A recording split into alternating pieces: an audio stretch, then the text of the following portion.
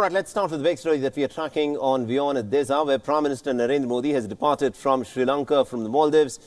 And Prime Minister Modi will, of course, become the first foreign leader to visit Sri Lanka after the deadly Easter bombings that had killed 253 people, including 11 Indians. The visuals that you see on your screens are from a little while back when Prime Minister Narendra Modi departed from the airport in Malé.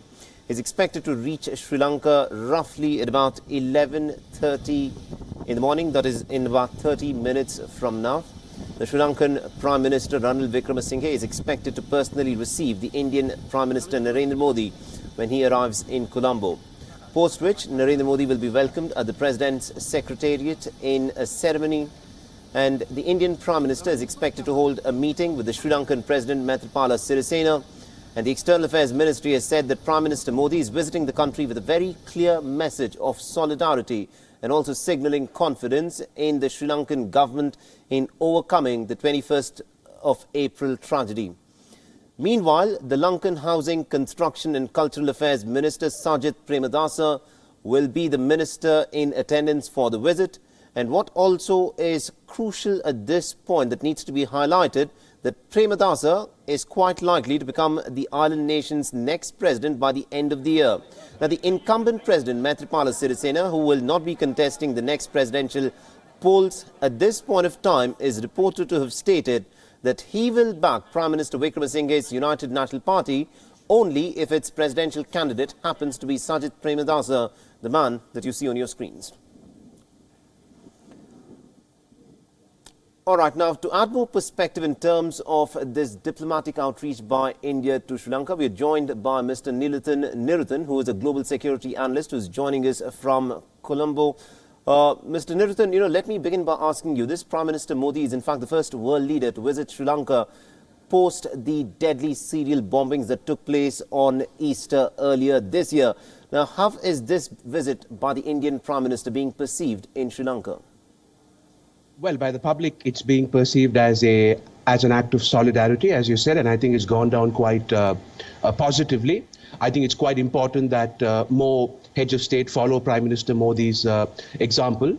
From a security perspective, I think there are three major issues here that I think analysts have to take note of. The first is that this is sort of validation of Prime Minister Modi's Sagar doctrine, security and growth for all in the region. I think Sri Lanka is a great example of just how important security and growth are together as a unit. Because of the 21st of April, the instant our security got compromised, our economic growth was completely derailed as well. So Sri Lanka is a great case study for why Sagar is important as a regional security doctrine. Right. The other thing to note here is also that the Islamic State seems to want to establish a foothold in the region. I mean, as you would, of course, know, about a month ago, they tried to announce the establishment of a new province in Kashmir. And while it was an absurd claim, it's a claim that we can't simply dismiss. So I think the Islamic State is certainly trying to establish a foothold here. And India, I think, is rightly, India sees itself as the spearhead of the counter-attack now. So that's how I would see it. That's exactly true. And also, what I would like to point out is the close relationship that India and Sri Lanka enjoy.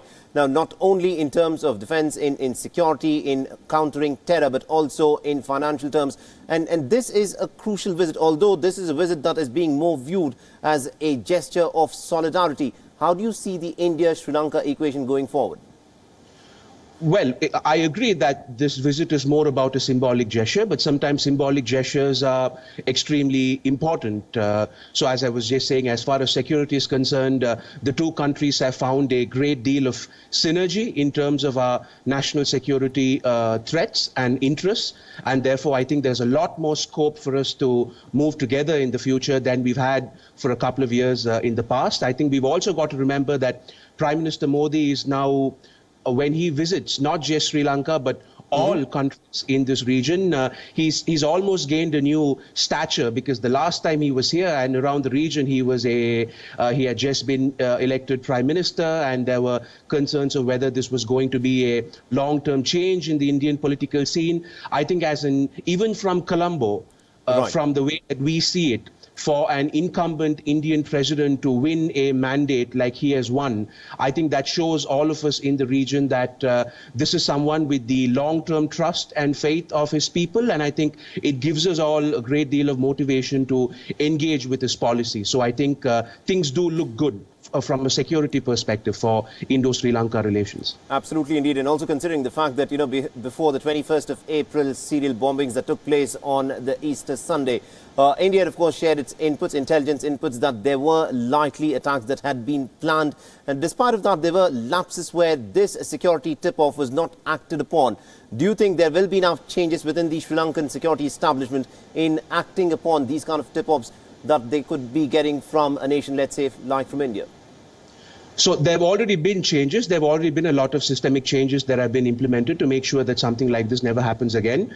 I think there are a lot of political factors that led to what happened, and it's perhaps not fair for us to simply blame the intelligence community. But what you're saying is absolutely true. There was input from India, which should have been listened to, but largely thanks to a lack of coordination between Indian and Sri Lankan intelligence agencies, and also a lack of coordination between the political and intelligence communities here. What happened, and I am confident that the measures that have now been put in place, and as this relationship goes forward, I'm sure that those mistakes will not be repeated on the same level, at least. Absolutely, indeed. And also, this in many ways is a attack that was described as unprecedented that took place on Easter Sunday.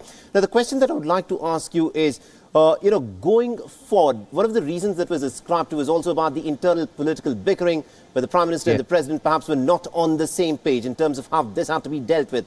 Do you think those differences between the Prime Minister and the President will be ironed out in Sri Lanka?